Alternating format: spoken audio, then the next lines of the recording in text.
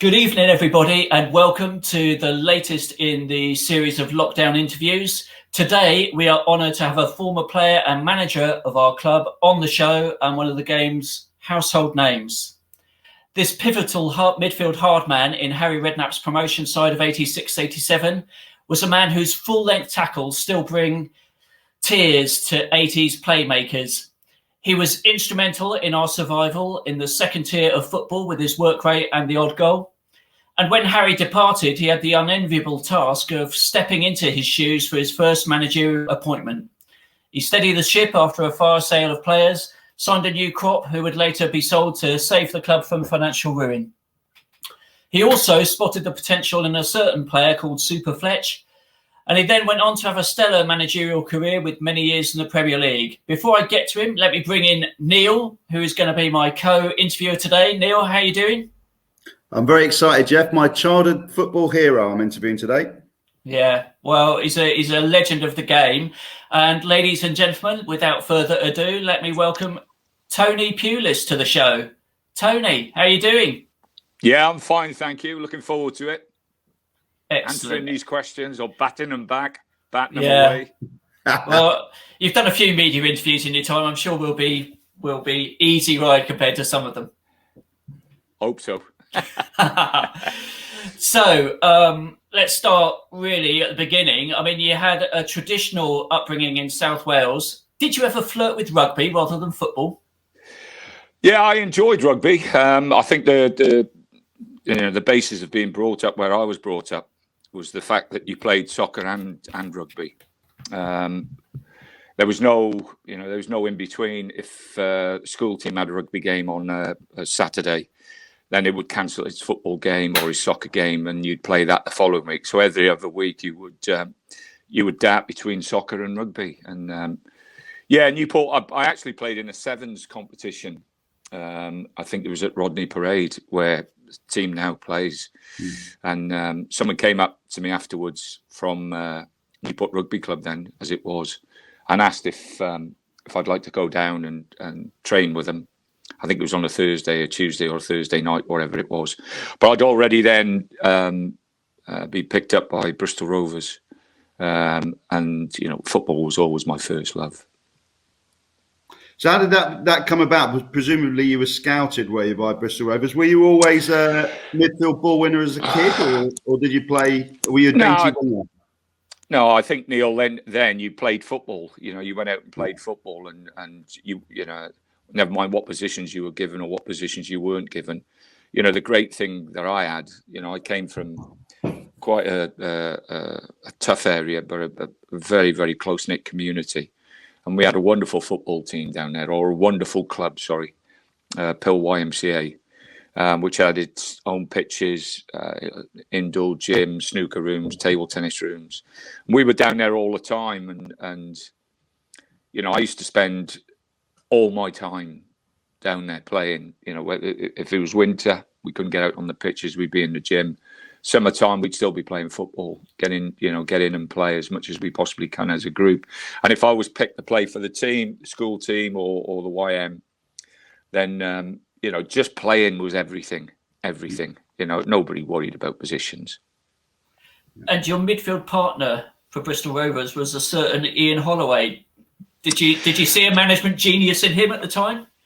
No, Ollie was a little boy when I started. He was, I think, the first time I came across Ian, I was a 16-year-old apprentice. I think Ian was around about 13, 14.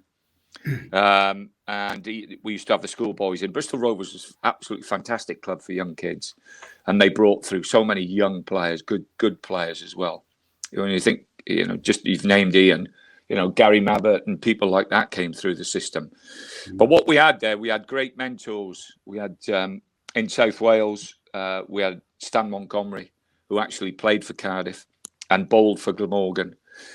He was a wonderful, wonderful man, great principles, tough man, but fantastic football man, well ahead of his time in lots of ways, but a great traditionalist and a real stinker for behaviour, the way you treated yourself and treated the people you played with, and treated the way you turned up every week to train.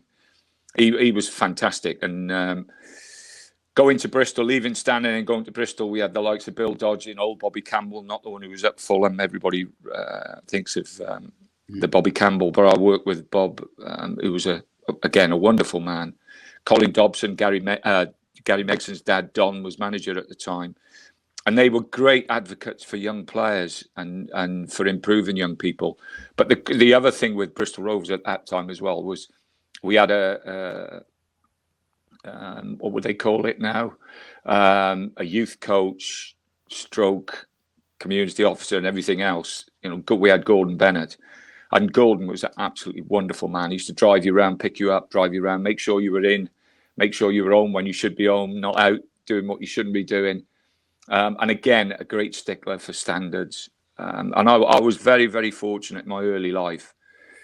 Coming out of the docks area where we were pretty, everything was going on, as you can imagine, at 15, 16 years of age down where I was brought up. To get out of there and to have people with these, and they were great values. They were proper values. Really. They were mentors, and they brought everything home to me, what life is about, and it's always stuck with me. Now, most people go from Bristol to Newport via the Severn Bridge, but you went via Hong Kong. How did those two moves happen? Well, I had a phone call from Ron Wiley, the ex-Aston Villa manager. I met Deb when I was 18. I think I'd been courting Deb for about 6 years. And I was at Bristol Rovers at the time, and they offered me a year's money, and it would have taken me about 3 or 4 years to have earned that money in England. Yeah. And we were looking and desperate to get a house. We wanted to buy a house before we got married, and it was an opportunity and a chance to make some money.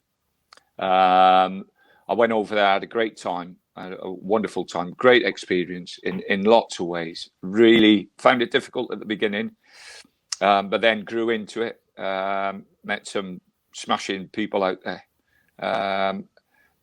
great characters, other English players. Mick Horsfield, who became and is still a wonderful friend of mine, came out at the same time and played for Happy Valley, which was the club I played for. And it was a way of making enough money. We saved enough then to come back, and I got married. Actually, came straight back from Hong Kong and got married and moved into the house in Bristol. And you played for Newport County, your hometown club. I mean, how did that feel? Because often a lot of players don't really like it because their family and friends are so close connected to the club that they always tell you how rubbish you are when they see you play. Was it a good feeling being so close to the local community? It was me really being bloody minded in some respects again. I'd worked at Bristol. And I was playing and coaching. I was out with the kids 2 nights a week, taking them on. If I wasn't in the team, I'd take the A team in the Southeast counties. And we had a young centre half called Darren Peacock. And I thought Darren was going to be a real good player. And with all I was still involved with the first team. But with all the hours I was putting in and everything else, we had a meeting, I think, round about, I don't know, March time, April time, to decide who the apprentices were going to be. And Dave Williams, who's a very, very good friend, who worked with me at Bournemouth for a period. Yeah, he did. Yeah, I remember. Yeah.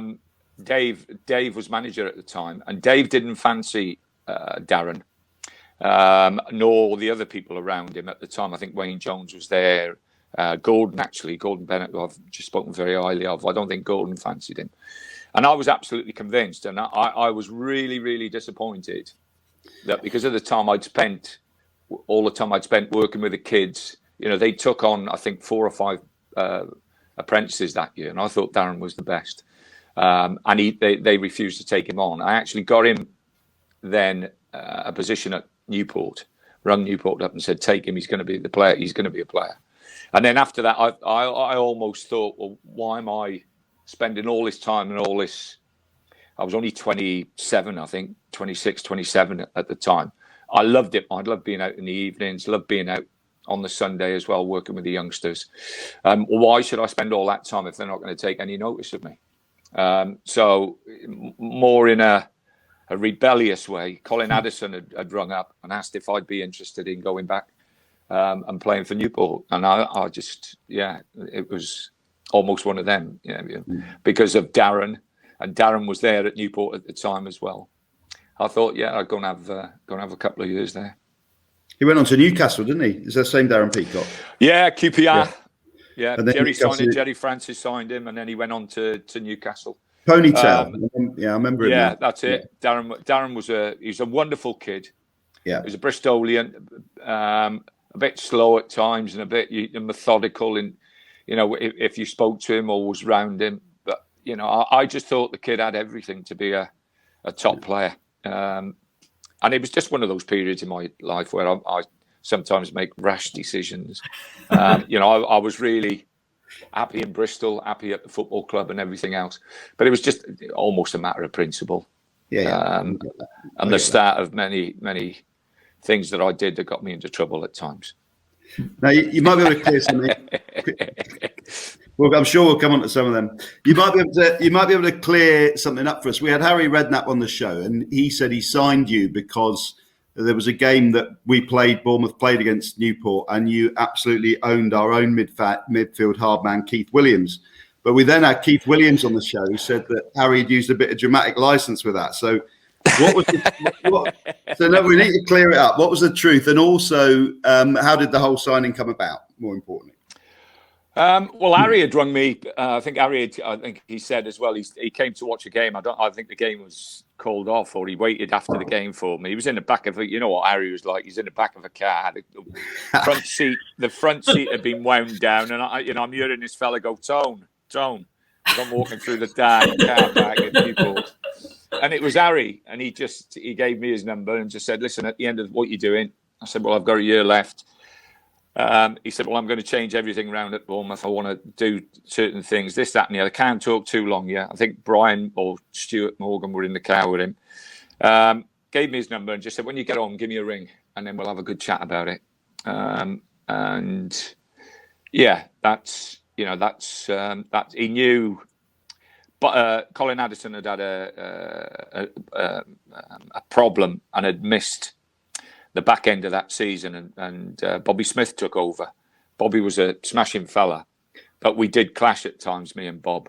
And I think most probably in the end, Bob was delighted to get rid of me and get a couple of bob for me, and he invested in other players. So yeah, all round it worked out well. So who was harder, you or Keith Williams? You didn't answer that bit. I don't go into all that stuff.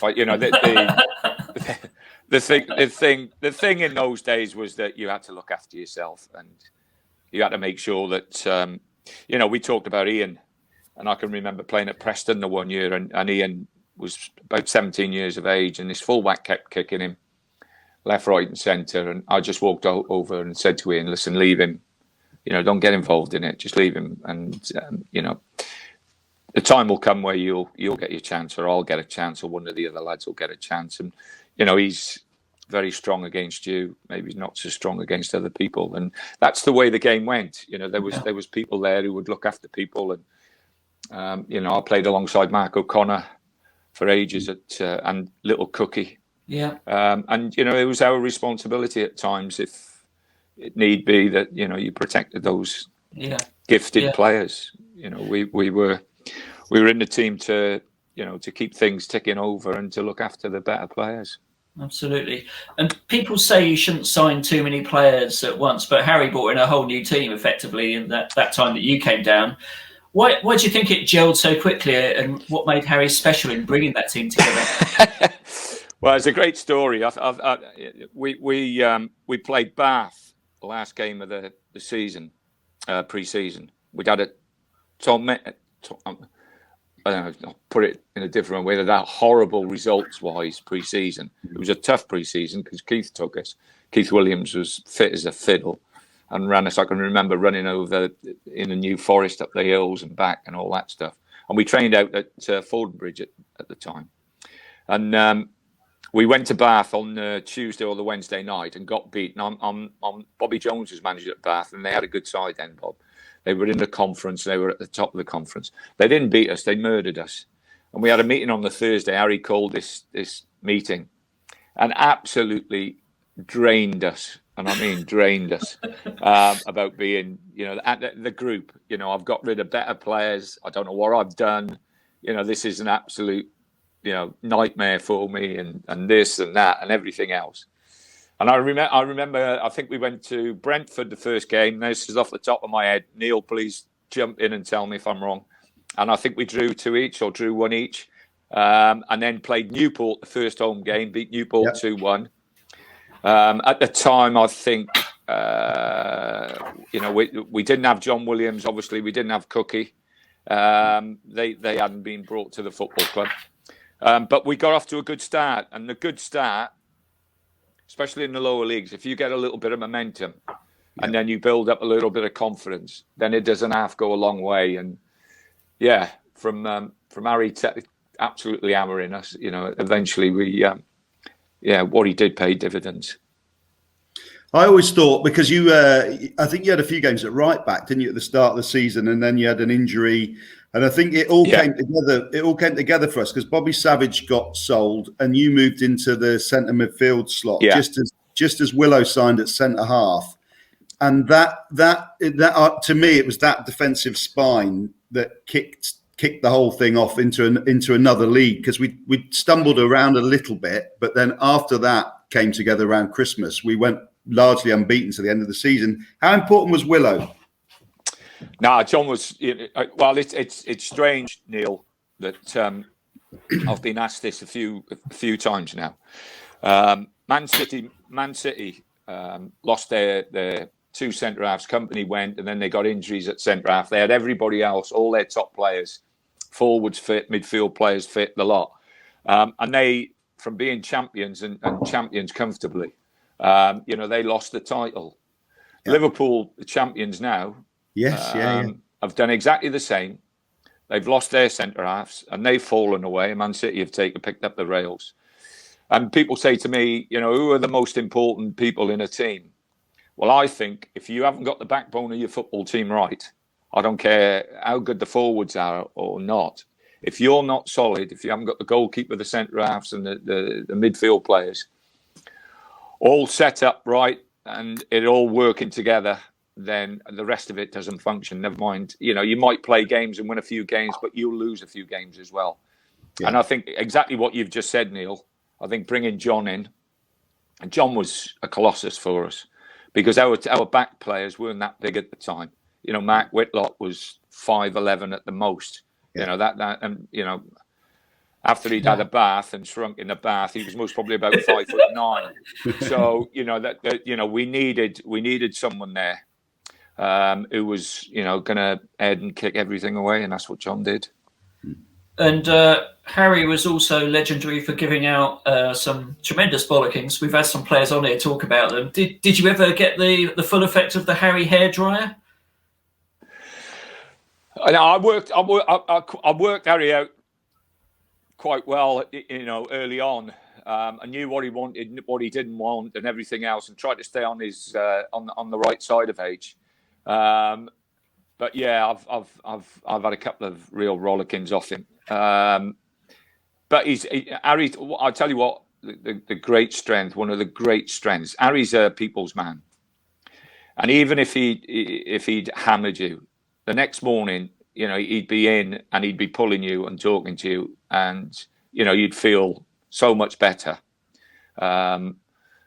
He was wonderful at doing that. He could really, really knock you down, and within a minute he could pull you back up again. He's got that wonderful way around about himself, and it didn't surprise me he won that jungle event. The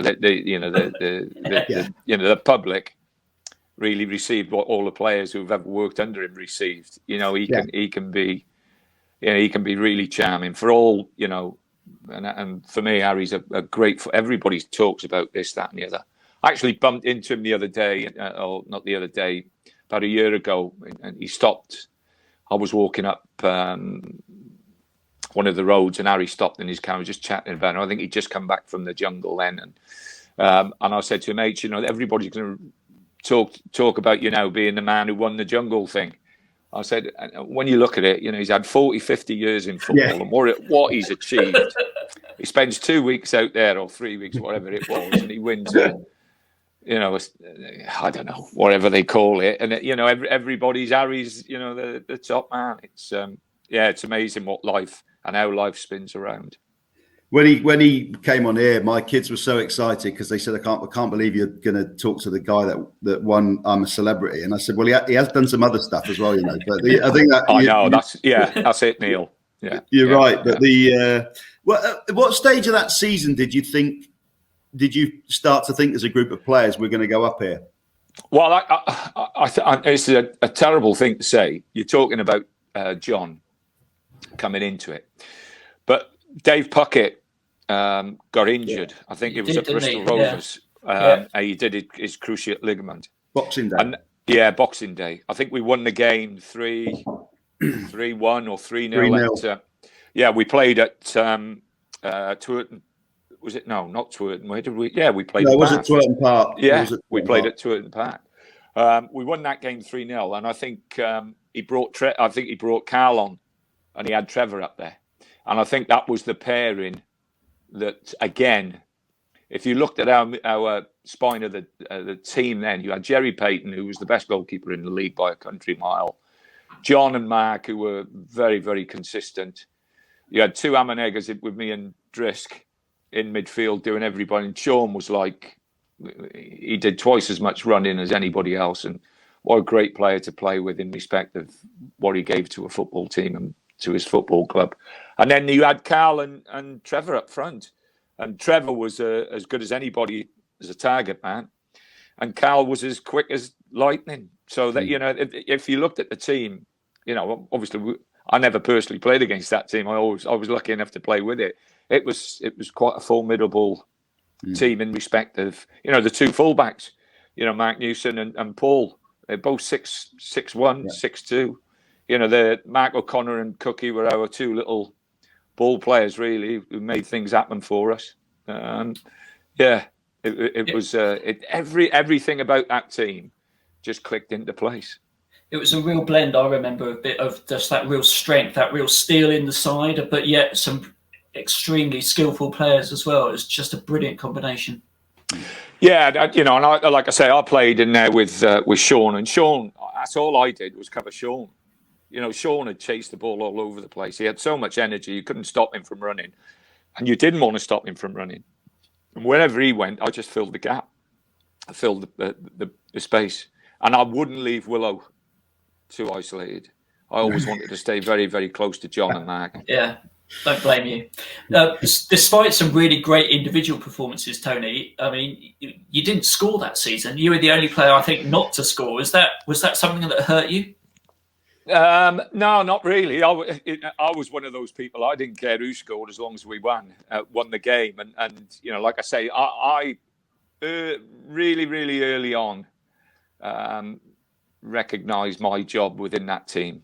And, my job was there to, like I say, we had two tremendous forward players in Carl and, Dave Puckett scored a bundle of goals before. And I was always quite happy to play behind the ball. Always, that was my strength more than anything else.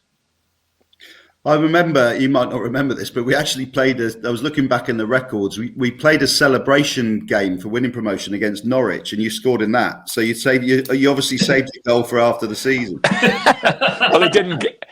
Neil, it didn't count. It didn't count. What do you remember about Fulham and that final day, and then also the night out afterwards? Because I remember the whole team were out on in the streets of Bournemouth, weren't they, in bars and clubs? But what do you remember about the day first, and then the night? Well, it's amazing, really. We got promoted there. I also got promoted there with Gillingham. I took Gillingham up with the final game at Fulham as well. And I know this was the penultimate game. No, it's just a wonderful occasion. Jack played that day. Tony Seeley instead of Mark O'Connor. I can remember that. I think did Jack get one of the goals as well? Yeah, he scored a 25-yarder. Blinder, I was right behind the goal when it went in. Fantastic. Corner. Yeah. So, No, just absolutely delighted. Again, it was one of those games where I think we'd had so much momentum building, and remember, I think people forget this. We had most probably one of the best teams that I've ever played against in the lower leagues, breathing down our neck. Bruce Rioch's Middlesbrough were a tremendous team. I think they got promoted. Did they get promoted again? They did. They did. Yeah.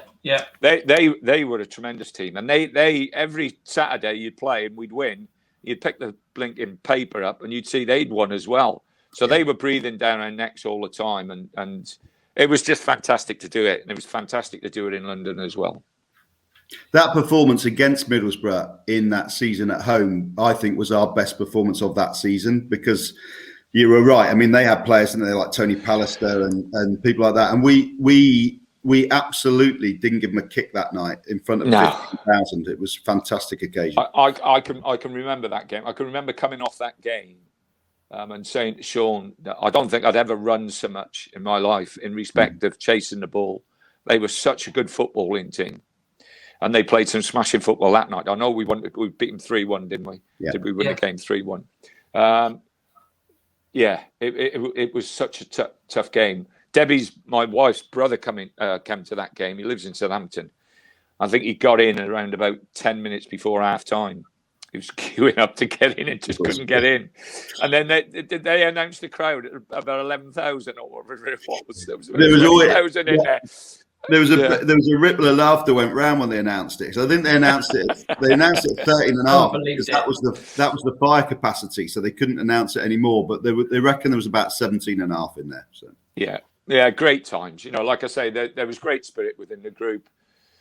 I travelled in every day. I was living at the top of the road up at Hightown. Sean was up there as well, and Mark O'Connor. So the three of us used to travel in every day. So we'd have good banter between the three of us. We weren't locked in with the others in respect that most of them lived in different areas. But we mixed well. It was a good group.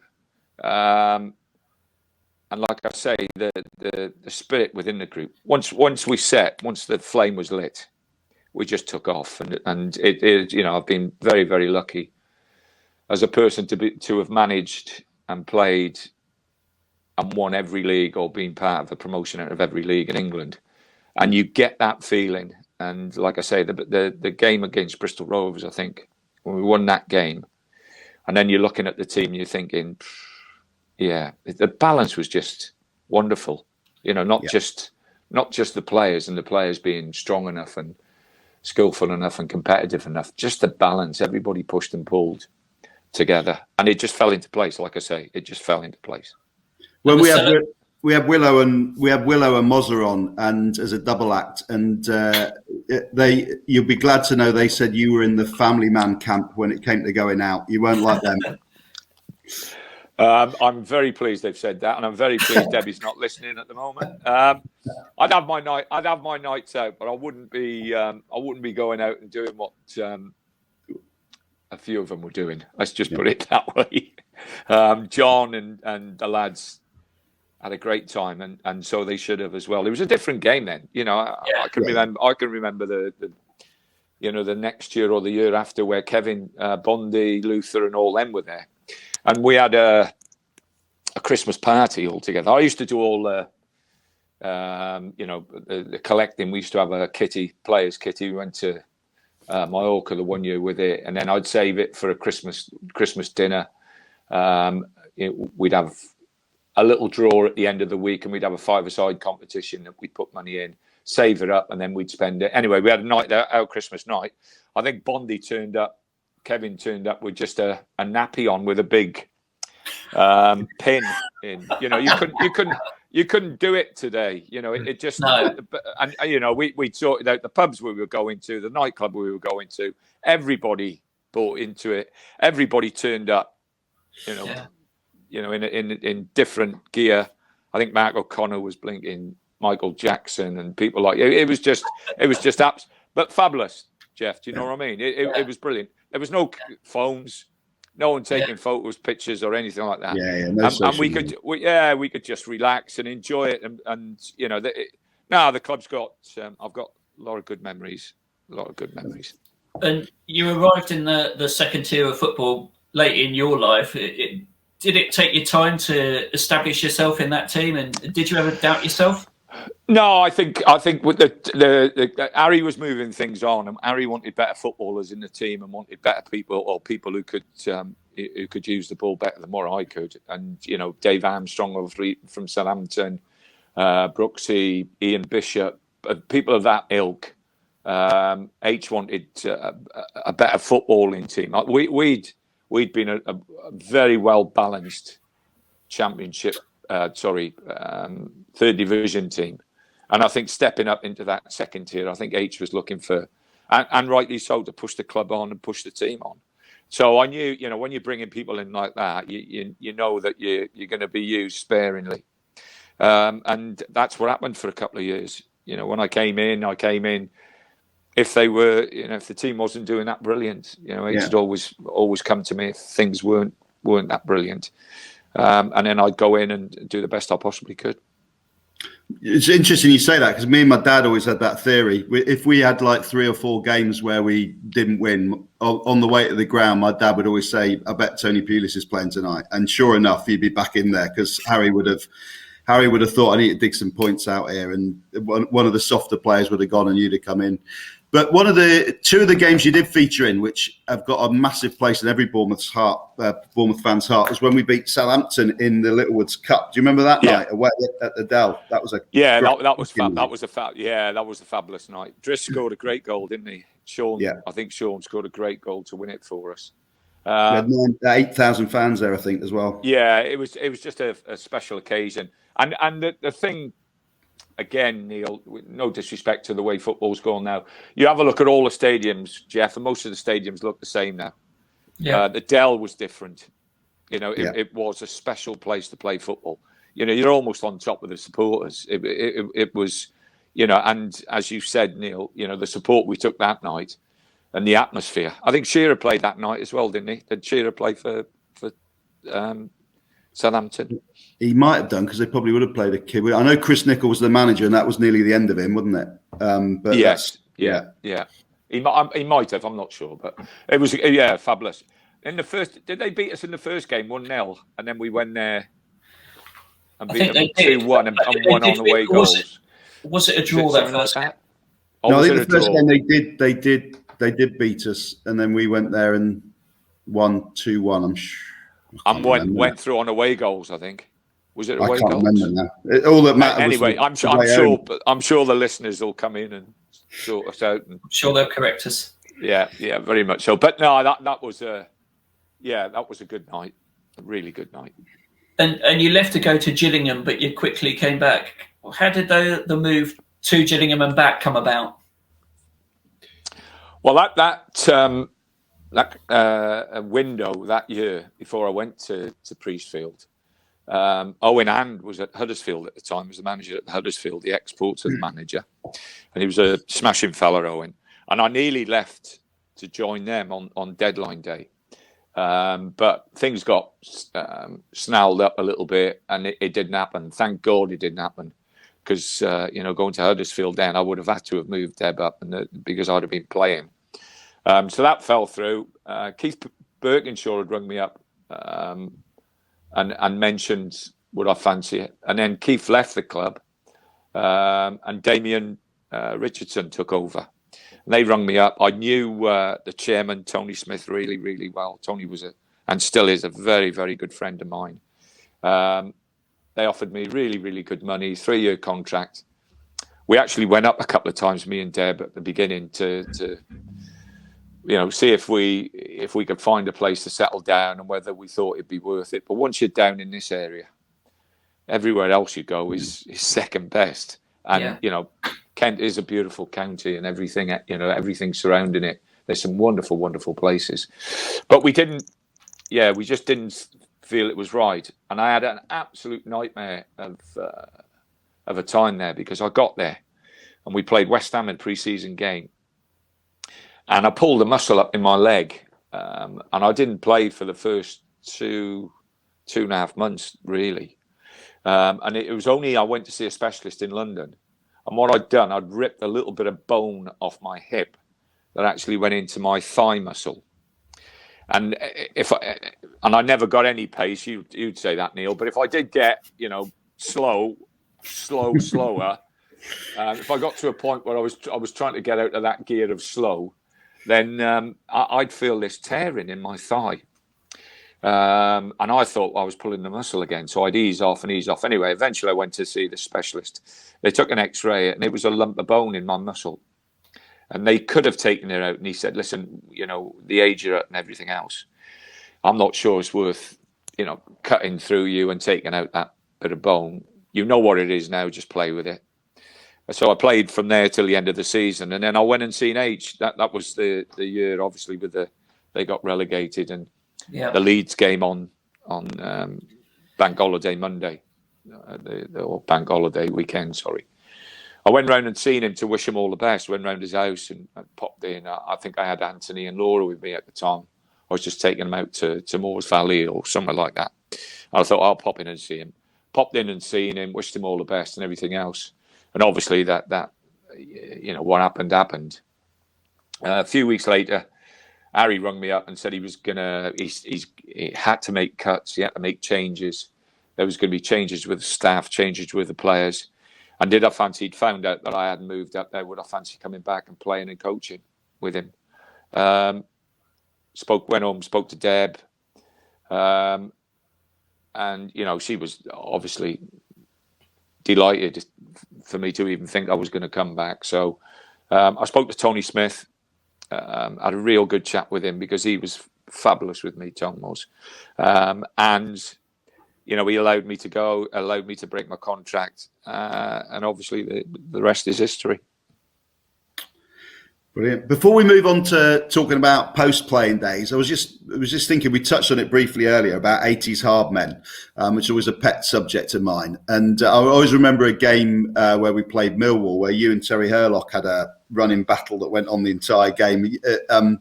Not only did you both score, but I think you both got booked. And then I remember you walking off after the game, chatting like you were mates. And I was just trying to think. I remember also the players like was that the game? Was that the game that was televised back to Millwall? That they were going for promotion at the time. Yes. Yeah. And and then they had a good team then, mind.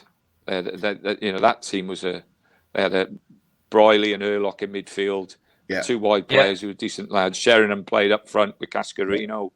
They when you look at that team and the team they had there, and the following season they did brilliant in there. They did. What was the first division? Yeah. So I was thinking Terry Hurlock. I remember you having battles with Mick Tate, Billy Whitehurst. Who was the? When you look back, was there anyone that even you thought, "Oh, this is putting the fear of God in me a bit"? Who was the hardest? Well, they're all different. They all come differently. Listen, I played with Jimmy Case. Yeah. And I'll tell you what, there's not many harder than Jimmy. Jimmy was a proper man. Yeah. They chiseled Jimmy out of some cave. Granite. He was a tough man, Jim. Wonderful man. I got great respect for him. He was a top player. He was a great footballer. But if things needed sorting out, Jimmy was absolutely hard as nails. You see what he's doing now? He was in the Daily Mirror yesterday. He's making wooden houses for owls. Was he chopping down the trees himself? Probably. He probably is. So Tony, obviously you got the step up to management, which came after the car crash that Harry had and all that sort of difficulties that the club faced. What was it like at that time? It must have been a really difficult time for the club. Yeah, well, I met Harry. Harry had rung me up after that season. It was our first season in the third division again. The club had got relegated, and I'd worked with him for a season. And he rang me up. Obviously, I'd experienced all the trauma he'd had the season before or the summer before. So he had all that going on, and he was that really knocked him scatty in lots of ways. I think losing Brian was an absolute tragedy for H. They were really close together, and I don't think he's ever recovered fully from that, because Brian was such a great friend of his. Anyway, we played that season. Last game was at Shrewsbury. I think we had a chance, if we won that game, of getting in the playoffs. We never won the game. Shrewsbury beat us and beat us quite comfortably. Anyway, that close season, H rung me up and said he really felt drained, felt as though he needed to have a little bit of a break from management itself. And he put my name forward to Norman, and he said, I think, with a fair win, Norman will look at you and might give you the job. What do you think? And I said, yeah, I fancy having a go. I knew how difficult it was going to be and how tough it would be, but it was a challenge again, something that I've always enjoyed in my life. One of your first signings through the door was Steve Fletcher, obviously a player you probably didn't know at the time was going to go on and play as many games as he did. What was the attraction? Had you watched him for a while or scouted him or? No, well, Jimmy Quinn went to, as soon as the season finished, Jimmy Quinn went to Reading for, I think, £60,000. And Norman at the time financially, I think the club was, well, you'll most probably go on to that, lads, about the financial problems that went on there. But I went to Swansea, drove all the way down to Swansea on a Friday night.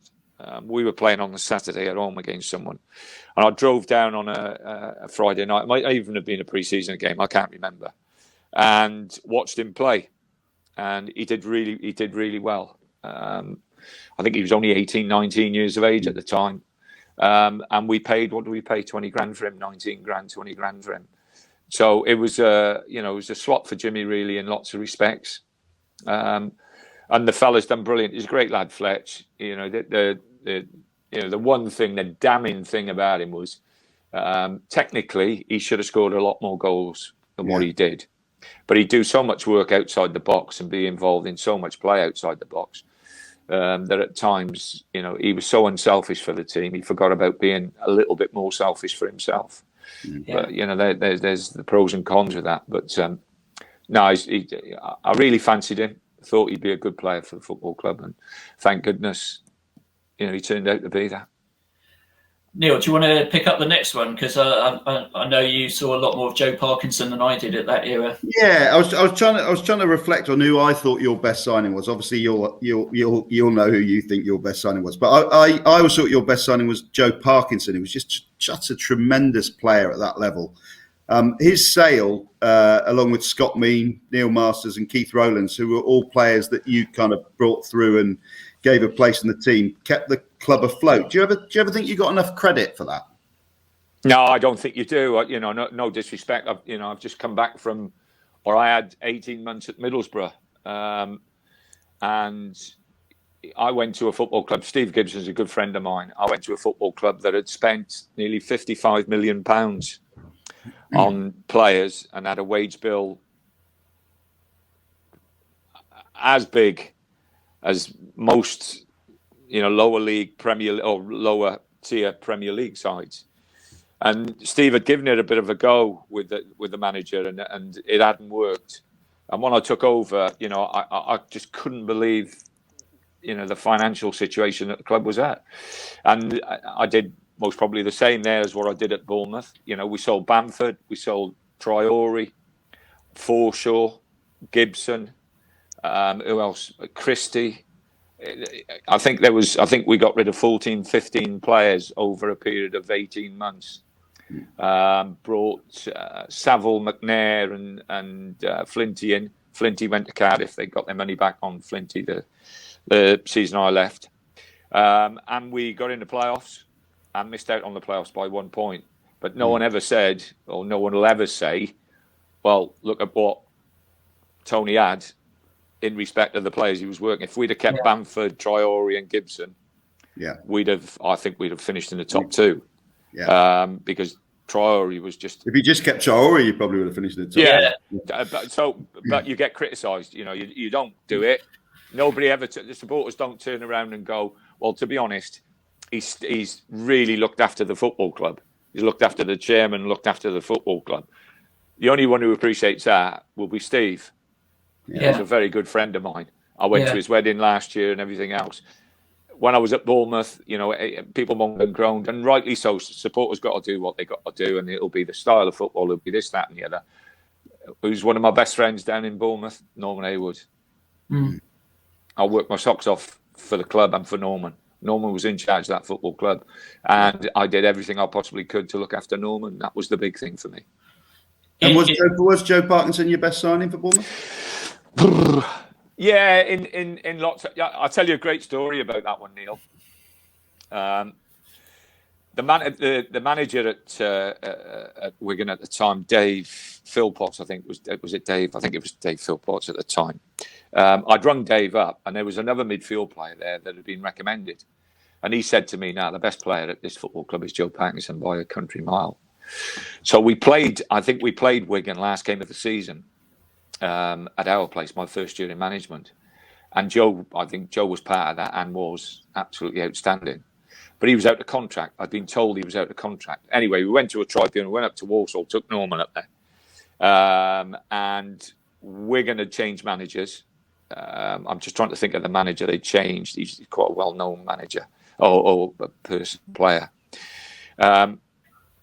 We managed to wangle it, Jeff, over the hearing that you know that they'd offered him next to nothing, which they couldn't afford to offer him anymore anyway. We were only going to offer him a little bit more, but we were going to give him, because he'd had a couple of injuries, Joe, as well, we were going to give him extra years. We managed to get him for 20 grand. And I'll never forget, we walked downstairs at Walsall's brand new stadium, the Bescott Stadium, with Norman behind me, and Norman says, £20,000? Are you sure? Do you think he's really that good? What did you sell him for, Tony? We just robbed the bank. And Norman saying to me, "Are you sure?" And then when we sold him to Everton, what was it for? 800 grand? 800,000. I remember that. Thinking, what amazing business that was. Norman was on the phone saying, "Is that all you got?" Oh, unbelievable. But no, Joe was good. McGorry did brilliant for us. Russell Beersmore did brilliant. Russell was a good signing. You know, there was good signings. There was good players.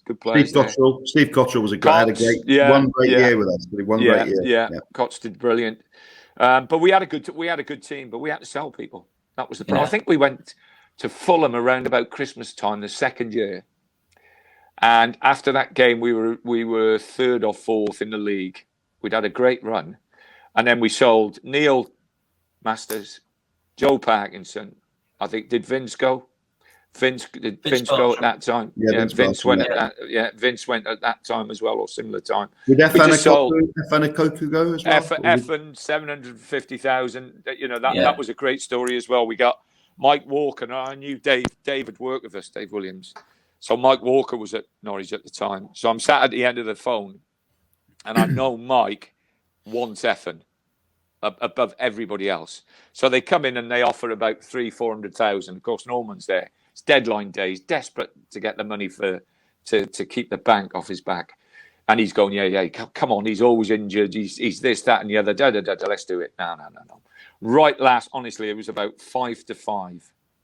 And he is going absolutely potty with me. And I've just on the phone, Mike, unless we get over 700,000, we're not selling him. Put the phone down, and Norman went berserk. That's it. We've lost him. It's all gone down the slowly and this, that, and the other. Anyway, 2 minutes later, Mike rings up. He's gone, okay, deal. Let's get it done.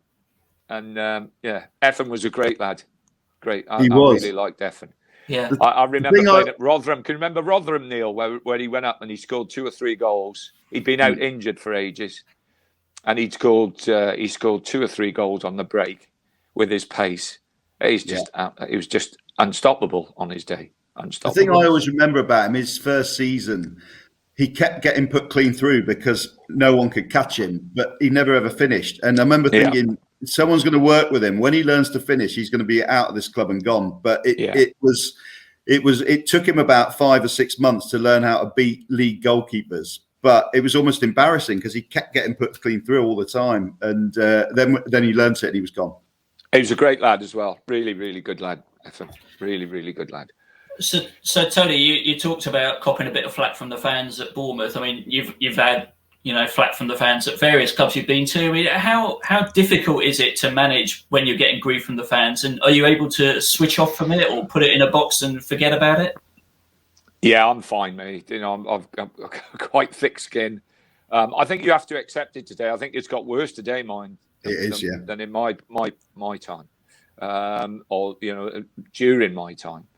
But like you say, even at Stoke, when I initially went to Stoke, I got everybody loves me there now, but there were times where it was tough. It was really tough. There was a real negative about that. Negative about most clubs I've joined until I leave, and then you get some credit after you've left. But that's the way it is. You have to accept it. I always do my best. I always go into a football club and try and do my best, and I suss it out. And if I can work it, I'll work it. If I can't work it, then I don't hang around very long. If I don't think that things are right for the way I manage, then I just won't hang around that long. It just doesn't happen.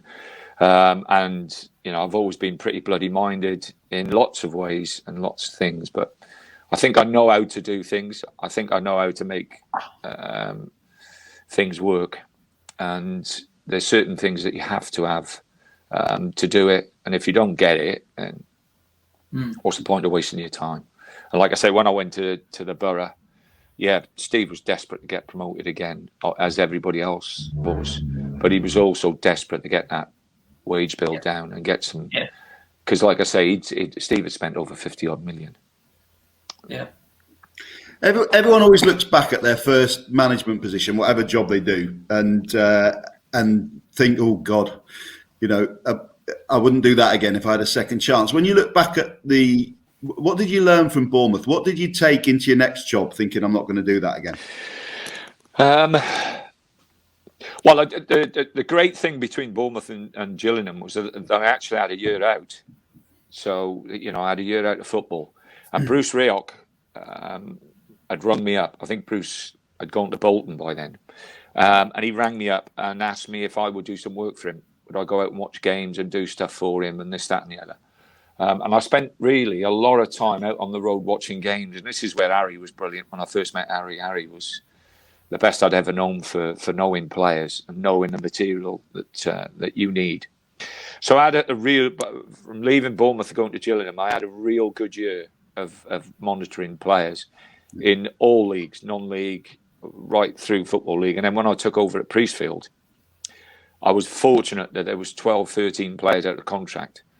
So I could bring in 7 or 8 players. And we did that. And we got promoted that year. That first year I was at Priestfield, we got promoted without spending too much money. Got a couple of players out of non-league. Took Dennis Bailey. Fortune West. Superb player. We took Dennis Bailey. I knew Dennis's mentor really well. Dennis came from QPR, was absolutely fabulous for us. Kevin Rattray was another lad who came out of non-league. He cost us $3,000 or $4,000. Dave Martin, senior pros, Ratcliffe, people like that. Mark Harris, who played at Swansea. They were there. I knew them. I'd watched them, and I was absolutely convinced that to get out of the 4th division, as it was then, we needed that type of character, those type of characters. So Bournemouth was a great experience in a lot of ways. One, the appreciation.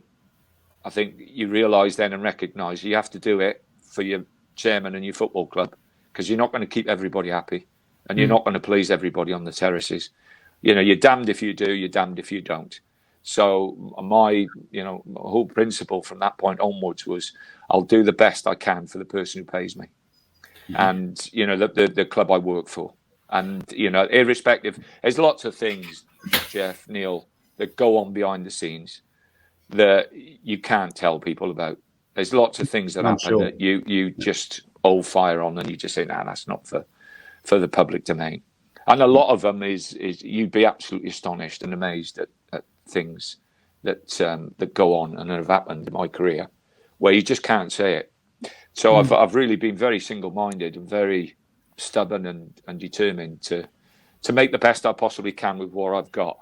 and irrespective of fashion or what people think or people say, just get on with it. And Tony, when you look back on your career, I mean, you talk about getting Gillingham promoted. You got Stoke back into the top flight after a very long absence. Would you put your time at Stoke as your proudest achievement? Well, I think with the Gillingham was fabulous because I had 4 years there and we took them to a playoff final. And the following year, after I'd gone, they got promoted to the Championship with a team that really I'd put together. It was a fabulous team, that was. And great lads. Stoke, I'd had 2 spells there for 10 years. So obviously it's very, very close. And I've got a wonderful relationship with Peter Coates and the Coates family. The Coates family are they're just, you couldn't wish to have better people controlling your destiny. And that's what they did. They backed me so much and so well that they deserved everything that we brought to them. To get him promoted, obviously, get into an FA Cup final, get into the final stages of Europa League. Signing some great players, players who we took for. We took Shawcross, who was playing for Manchester United's third team at the time, and he went on to be an England international. John Walters, taking him out of Ipswich and then shining him up again, and him going on. People like that, it's just lovely to look back. And West Brom, I enjoyed West Brom. West Brom was struggling at the bottom. I really enjoyed that football club. That was a good football club. Took a lot of stick from the supporters there because they want, the beautiful game. But we had good success there, finishing in the top 10 my last season, full season there. Palace obviously was wonderful to go there for the time we went. We had 8 months there. And the great thing about it is that, I had really good staff with me. David Kemp was with me for nearly 20 years.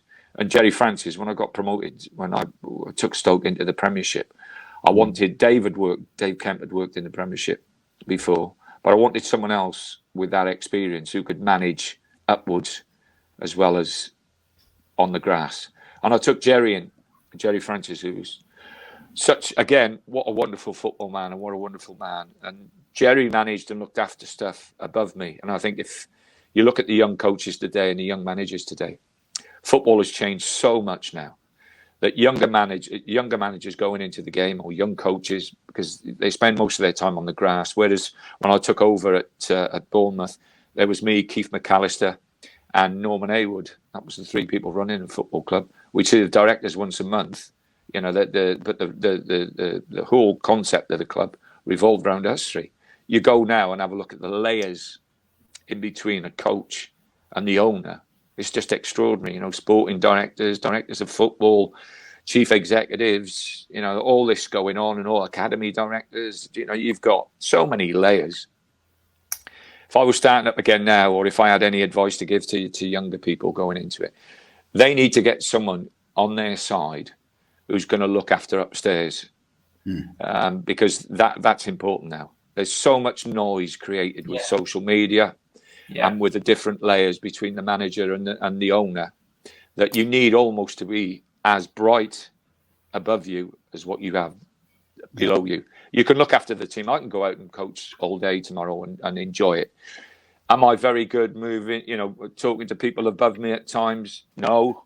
I'll hold my hands up. Sometimes I'm, if I don't think it's right, then I'll say, I won't pick my times, I'll say it. And sometimes I say it at the wrong time. So to get someone like that, Jeff or Neil, to manage upwards, I don't know what Bournemouth are going to do, what they're not going to do, or whatever. That'll be interesting over the next week or so. But no, I would definitely. And the manager brings him in, and that fella leaves with the manager. It's not a director of football who is in charge of all the recruitment and in charge of this and in charge of that, and the manager gets a sack, and the same fella who's been recruiting and been in charge and running his football club stays there and works with the next manager. This is someone who comes in and his responsibility is to look after the manager, knowing that if the manager goes, he goes with him. So he'll fight those battles in the boardroom. He'll fight those battles above him. He'll look after the noise that's going on above the manager. And I think it's something that that we have to really look at in this football, because there's too many British managers who were given the opportunity and fail first time round and don't get that second chance. Yeah. I was reflecting. You've always managed clubs where you've been limited with the signings you've had to make. So the football's had to be fairly pragmatic, because the instruction to you has always been to keep us in this league. Neil, purposeful. Purposeful. Not pragmatic, purposeful. Purposefully pragmatic, no, purposeful, because the instruction to you has always been let's stay in the Premier League, let's keep the TV money coming in, and that dictates a certain way. Is there a part of you that ever wishes that you'd managed a top 4, top 5 club? And how do you think you'd have tackled that differently if you'd had money? Well, I think when we got promoted with Stoke, I think we scored nearly 80 goals. We had a good side there. We had some good players there. You know, the front line. We had wide players. We had Fuller.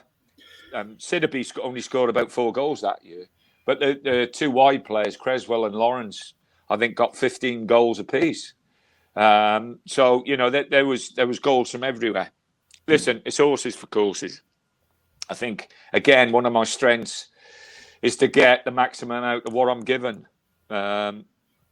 And if you look, you know, at what I've picked up and then what we've done with it, then I think I've always done okay for the clubs. Let's put it that way. Yeah. When you watched Bournemouth, Tony, under Eddie Howe, and you saw the rise to the Premier League, I mean, knowing the limitations of the club so well from personal experience, could you believe quite what they achieved? Well, like, the perception of that football club when I left and what it is now, or what it was with Eddie, you know, I fell off my seat, you know, on many occasions when I've seen the amount of money that they paid for players. I fell off my seat when they turned the stadium around and made it into a, you know, it's small and it should be bigger. But you know, what they've done at that football club, what Eddie achieved at that football club, is just absolutely astounding. And I was really, really disappointed for him that, you know, they went down last year, because I don't think for the period he spent there, I don't think Eddie deserved that. Never mind the football club. But you know, I've got a lot of time for Eddie, and he'll bounce back. He'll get a good job. I think he's proved that he can manage in the Premier League. He can manage in what is deemed to be the right way to play football, the right way, and that'll attract other clubs as well. Supporters will be pleased with him and they'll be happy with him initially. But you've got to get results. Yeah. You know, and Eddie has seen that even at Bournemouth, where you know, I went and watched Bournemouth last year play Sheffield United, first game of the season. I took my little grandson, Luca. Yeah. And we sat behind the goal. I rung Asmir up, because I don't like poncing about around the director's box. It's not my game. So I rang Asmir up and said, get me a couple of tickets. And he got me 2 tickets at the back end of the stand as you turn out on the right-hand side. I don't know what they call it now. But we sat there, me, Luke, and I took Peter Aiken as well, who I played with at Bristol Rovers. We sat and watched the game. And I was a little bit disappointed with the crowd. I thought there was a little bit of complacency with the crowd. Sheffield United were a good team. They just got promoted. It was going to be a tough game. And I don't know if you were at the game, Neil. Yeah. But you know, they played really well, Sheffield United. And the game ended a draw. But I can remember coming out and saying to Peter, you know, I've been at that football club and listening to some of the moaning and groaning around the place really, really disappointed me. It was Bournemouth playing in the Premier League. You know, what would you have given for that? Oh, I know. 5, 10, 15 years ago. Yeah. And people just take. And what happens is you then get a bunch of Herberts who have never seen the other side of the football club, who turn up and get on the back of it, and usually they're the ones who moan and groan like drains when they're not successful. But where was the next step? Every time Bournemouth stayed in the Premier League, they'd swum the channel. They'd absolutely swum the channel. And hope to God, fingers crossed, they get promoted again. They recognise it, and you get the same, because I've been there as a manager, and the crowd's been absolutely fantastic. You know, 12,000 people there, and the place rocks. I thought against Sheffield United, that little bit. And like I say, I came out and I said to Peter, they got to be careful there. They've got to be careful. That's one of the questions we really want to ask you, because we started with the best squad we've ever had last year on paper, without shadow of doubt, because we didn't lose any players and we kept that in. So technically, it was the best squad we've had on paper. In your professional opinion, watching games, where do you think it went wrong? I don't think it's the best players. I think it's the best team that wins your games. Yep. Alf Ramsey never picked Jimmy Greaves. Jimmy Greaves is one of the greatest players that ever played football, in my view. And I certainly would have picked him. Alf didn't. Alf picked the team to win a game. He didn't pick individuals because they were the best. He picked the best team. So I think sometimes, Neil, you sign so-called better players and they don't fit the team. They don't fit the structure, and they don't fit the system that has brought you success. And that's nobody's fault, because there's always pressure on you. And I've had it as we've gone along. You've got to try and do better. You've got to try and show we finished, like I say, 10th at West Brom in the Premier League year before I left. We went to Swansea. If we'd have drawn, we were winning 1-0 with about 5 minutes to go, and they scored 2 late goals, didn't deserve to be anywhere near us. They beat us 2-1. We'd have finished 8th in the Premiership. And there were still people saying, we've got to move on to the next level. We've got to do this. We've got to do this. We've got to do that. West Brom finishing in the top 10 at the Premier League. And again, it still wasn't good enough for some people. So you have to accept that as a manager, and you have to learn from it. And, like I say, it's difficult, because once you take them to a certain level, people won't accept that. They'll not everybody. The noisy ones, the empty vessels, make most noises. They're the ones who are always draining on about this and draining on about that. And that's where, again, I think you need a person most probably above a manager who will settle a manager down and say, don't forget what we've been successful at, how we've done it, which way we've done it. It'd be interesting to speak to Eddie, actually, and ask him what he thought, personally. And what do you think of Jason Tindall? Because he's talked openly about it being a thankless task taking over from Eddie. And I guess you faced a similar situation when you took over from Harry. Yeah, Jeff, it was never going to be easy. Whoever took, Eddie will go down as one of the best managers in Bournemouth's history, if not the best. So, taking that mantle on is difficult. I personally thought every team in the Championship has had a bad run of results. And I thought it was a little bit premature. Now, there might be things going on behind the scenes that I'm not aware of. But they've made the decision, and you have to get on with it. And, we'll see who they appoint, and we'll see what reaction they've got. Woody's gone in there. Was it 4 games unbeaten? Yeah. He's had a great start. He steadied the ship. If you look on paper at the squad and the players, then they're good enough to get promotion. But players on a piece of paper don't win you games on the grass on a Saturday. So, they've got to find a way to pick the right team to win games of football. And in the Championship, and the two of you have seen it, you've got to turn up every week. Every week you've got to turn up, because every game's difficult. Tuesday, Wednesday, no easy game. Saturday, Tuesday. And that's what kills you, Neil. That's what kills you. You can get a good result on the Wednesday, and you can be a little bit complacent. If you're not on it and ready to go again on Saturday, then you can get beat. Never mind what team you are and who you are. You've got to have that mentality, and that's the big thing that they need to understand. It's not their names on a piece of paper; it's them going out on the grass and doing it. We kind of got a dilemma at the moment, because we seem to be interviewing a mixture of people that have had experience at that level, and then also some people that might be more inspirational but haven't got any experience. What would you, if you were counselling the club, what style of manager do we need, do you think, with the players we've got?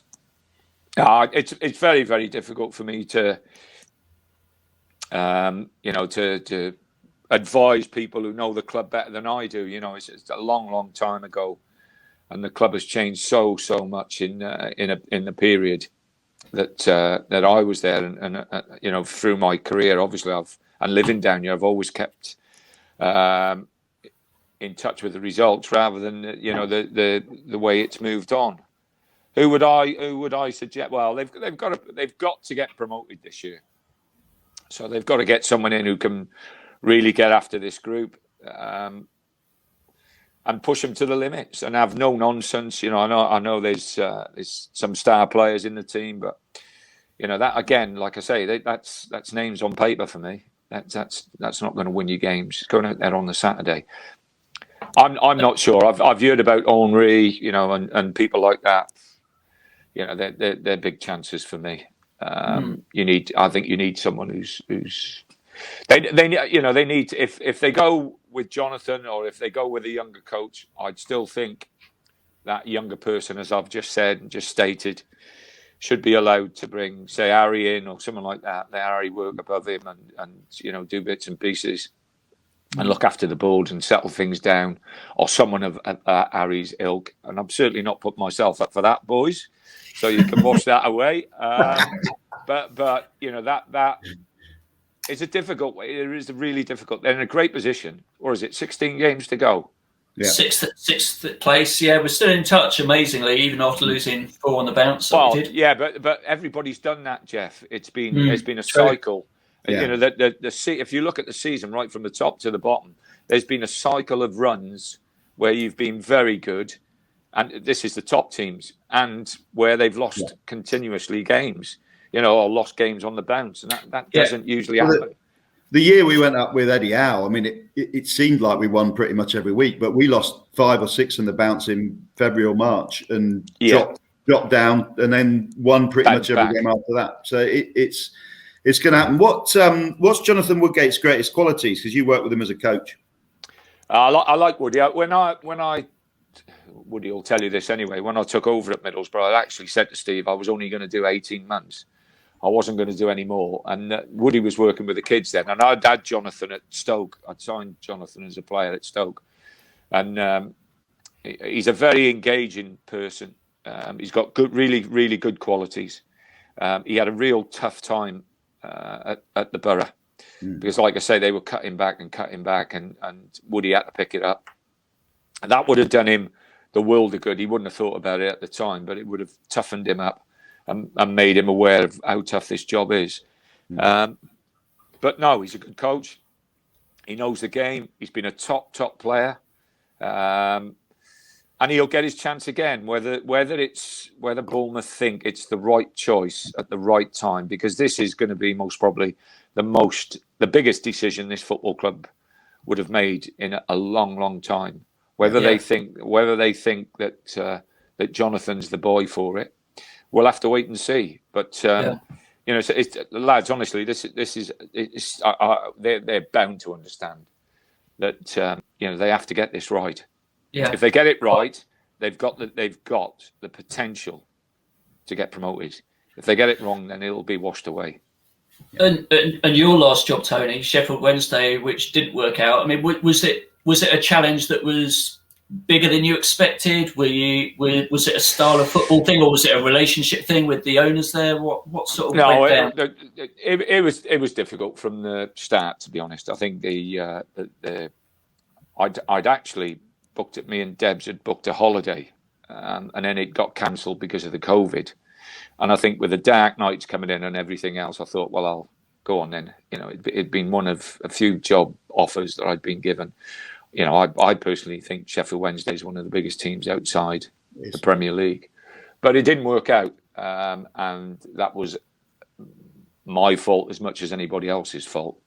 But as I've said, I'm one of those people. If I don't see it the way I think, is right, then I can't do it. No. That's me. That's just me. It's just the way I am. It's one of those clubs. If someone gets it right, it's like Leeds, isn't it? It's a top 8 Premier League club. It's just sat there waiting for someone to get it right. Yeah, I'd spoken to I had a major pull there in respect of Don Megson had given me my debut at Bristol Rovers when I was only 17. Yep. Don was an absolute legend there. Gary is as well. They love Gary there. I'd spoken to Sam Ellis, and Sam Ellis had worked with me for years. Sam had played in the '66 Cup final for Sheffield Wednesday. You know, he was just exactly the same. You know, there's so many people had said exactly what the two of you have said. It's just there waiting to take off. Yeah. But you know, it has to be the right time, and it has to be the right person in charge. So what next? You asked the final question. Final question. So what's next for Tony Pulis? Are you going to go on I'm a Celebrity, Get Me Out of Here in the Jungle? No, you'll never see me on any programs like that, Neil. I'm quite happy Strictly Come Dancing. Strictly. Yeah. Strictly. No. I'm what's name? I've got 7 grandchildren now. I've got 5 of them around Bournemouth. Obviously, Anthony is in America now with Beckham's lot with Miami. So he's just been promoted with Neil. What's his name? Oh, Neville. Phil Neville, who's a wonderful lad. Yeah, Phil's wonderful. I know Phil well. He's a really good lad. So Anthony's just got promoted up to him. If we get the opportunity, we'll be out there. I bet you will. Those games and seeing how they progress and open and praying that they have that Anthony does well and they have a good season. We've got 2 grandchildren out there, Grace and George. How can I be a Welshman and my son name their children with English names? You know, it's just I'll never forgive him. So you know, it would be lovely for us to get out there and see those 2, and we miss them. Luckily, we've got 5 here in Bournemouth who, you know, we managed to see as much as we possibly can in these difficult times. So, yeah, you know, being home is not quiet. It's busy. So I've done some obviously work with Sky, and I've enjoyed that. It's been good. I love the radio. The radio is fabulous. I love the presenters of the radio. I think are just top draw football people. They know their football from back to front.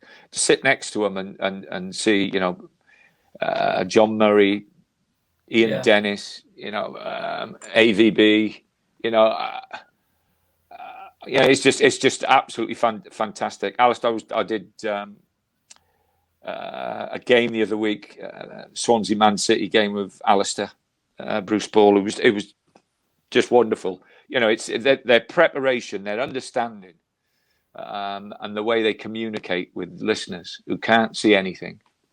It just fascinates me. And being a person who was born in the 50s and brought up, you know, at a real early age next to his radio, listening to matches and listening to results and everything else, you know, it's always been a fascination with me. Well, Tony, it's been fabulous talking with you. Thanks so much for sharing that hour and a quarter with us. It's been great, lovely stories, and you know, it's great to have you on. Thanks so much for coming on. I've kept it as kind as possible and as nice as possible. I didn't want to throw any of my mates under the bus, especially the Bournemouth lot. Well, I was going to ask you who would win out of an arm wrestle. Who would win out of an arm wrestle? Would it be Ryan Shawcross or Steve Fletcher? Oh, Fletcher's got the muscles. Shawcross is a very, very determined boy. No, Ryan actually is just joining Miami. He's going over there to play for them. So, you know, he's had me for 10 years. Now he's going to have my son for the next 3 or 4 years. I can't believe he's done it. Anyway, fantastic. Thanks, lads. Yeah, thank you, Tony. It's been brilliant. Yeah. Thanks, mate. Brilliant. Thank you. Bye-bye. Well, Neil, what did you make of that? I loved it. I've always had a real soft spot for Tony Pulis, and because of, you know, what he did as a player here was just absolutely fantastic. And I've always thought, I'm probably one of the few fans that thought it towards the end, that as a manager, he was pivotal in the survival of our club, because he raised so much money through the players that he sold, and he got a bit I think, unnecessary stick because he had to play a certain style of football to keep us in the league. So, it was just like a chat down the pub, wasn't it? It was great. It was really good, and I think for me, it changed my opinion of him, because I've never really warmed to Tony Pulis or Pulis team. So hearing him talk like that, lovely bloke, and lots of great stories, and I might admit to looking at him in a bit of a different light. And I think also that sort of manager that gets teams that have limited potential to actually play the game. What he does is he gets results from the players the best he can. He does. And if you look at his own personal life as well, he's done some tremendous charity stuff, like real hardcore charity stuff beyond the what most people could do physically, and raise money for some great causes. So I always think there's a side of Tony Pulis, sometimes because he bristles with the media, that people don't see. So it's great, because I think we saw today the real Tony Pulis. We did indeed. So anyway, thanks, Neil, for joining that. Really, really good fun. And see you on the next one. See you next time. Excellent. Right, everybody, if you enjoyed that as much as we did, then please don't forget to like and subscribe to this video. There'll be more coming down the line for you very shortly, so look out for those. In the meantime, up the cherries.